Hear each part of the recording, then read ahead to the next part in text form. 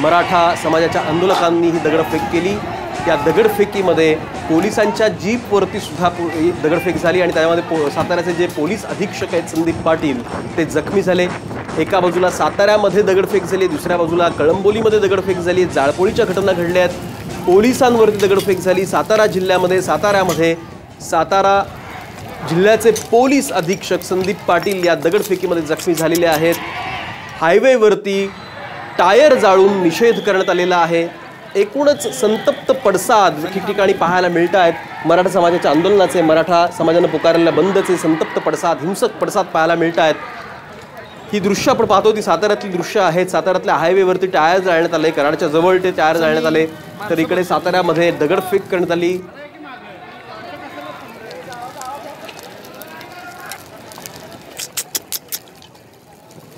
साताऱ्यामध्ये आंदोलकांनी दगडफेक केली। या दगडफेकीमध्ये पोलीस अधीक्षक संदीप पाटील जखमी झाले आहेत।